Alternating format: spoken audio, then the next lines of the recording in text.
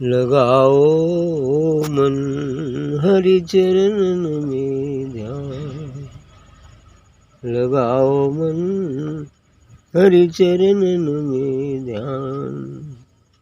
परम पिता का सुमिरन कर ले, परम पिता का सुमिरन कर ले, जो है प्राण के प्राण। परम पिता का सुमिरन कर ले, जो है प्राण का प्राण। लगाओ मन हरि चरणन में ध्यान। उठत बैठत सोवत जागत, राख उसी का ध्यान। उठत बैठत सोवत जागत, राख उसी का ध्यान। प्रेम पियाला पी कर निस दिन, प्रेम पियाला पी कर निस दिन, कर हरि के गुणगान, कर हरि के गुणगान। ज्ञान ध्यान की धून रमाले, ज्ञान ध्यान की धून रमाले, प्रेम के तंबू तान। ज्ञान ध्यान के धून रमाले, प्रेम के तंबू तान। रे विश्वासी परम देव से ही, रे विश्वासी परम देव से ही, तेरा असल कल्याण, तेरा असल कल्याण। लगाओ मन हरि चरणन में ध्यान, लगाओ मन हरि चरणन में ध्यान। अच्छी बात है। भक्त का मन से कहना है, ये मन तुम अपना ध्यान हरि जो हर जगह विद्यमान है अर्थात उस सद्गुरु व परमात्मा में लगाओ। ऐसा कहते सही है, क्योंकि यूँ तो मन सांसारिक विषयों में लगा हुआ है, लेकिन जब वो सद्गुरु के ध्यान में लगेगा तभी कुछ कल्याण होगा। इसलिए मन को संकेत करते हैं कि नहीं, तुम अपना ध्यान हरि में लगाओ, सद्गुरु में लगाओ। क्योंकि परम पिता का सिमरन कर ले, जो है प्राण के प्राण। कि वह परम पिता, वह सत पुरुष, वह सद्गुरु, वह निरक्षर ब्रह्म प्राणों का भी प्राण है। क्योंकि यह प्राण जो हमारे आपके शरीर में चल रहा है, इस प्राण का भी प्राण तो वह निर्वाण ही है, वह परम ज्योति ही है। उसी से सब कुछ निकला हुआ है और वह सब में व्याप्त है, तथा सब उसी में व्याप्त है, सब उसी में मिला हुआ है, उसी में चल रहा है, उसी में सब कुछ कर रहा है।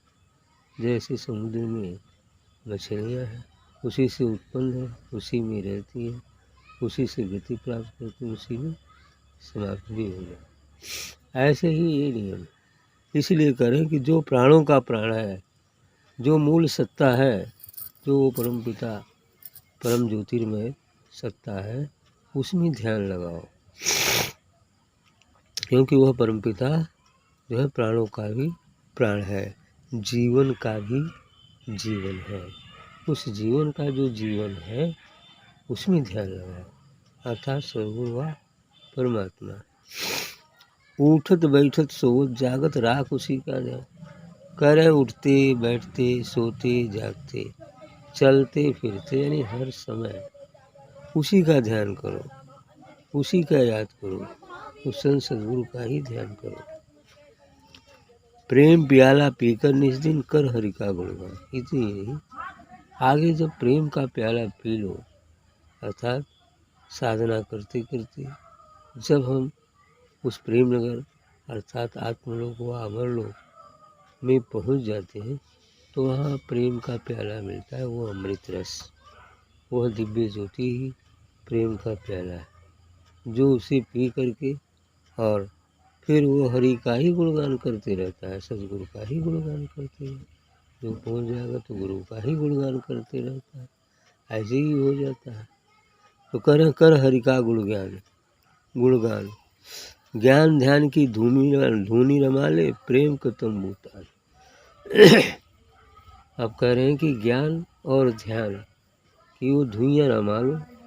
जैसे सरकार वो धुइयाँ रमाए रहती थी ना, वहीं बैठी रहती थी, चाहे जाड़ा हो चाहे गर्मी हो चाहे बरसात हो, धुइयाँ रमा रहे, धूनी रमा के वहीं बैठे रहते। ऐसे फिर तुम भी धूनी रमा लो, किसका? ज्ञान और ध्यान का।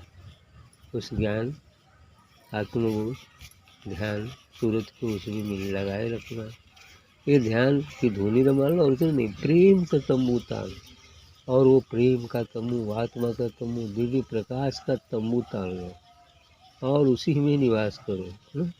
उसका तंबू तान करो, ज्ञान ध्यान में लगे रहो, उसके तंबू के नीचे रहेंगे, तंबू में रहेंगे, कोई दिक्कत नहीं होगा।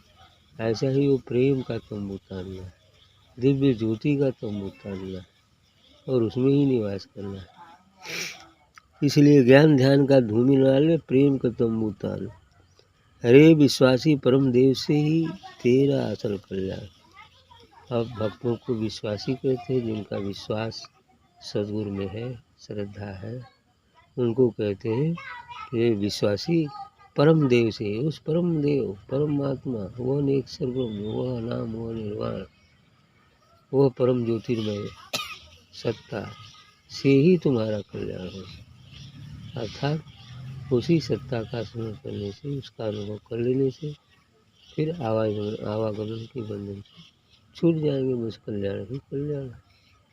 और ये जीव की जो अनंत यात्रा है वह समाप्त हो जाएगी, फिर जन्मना और मरना नहीं पड़ेगा। ठीक।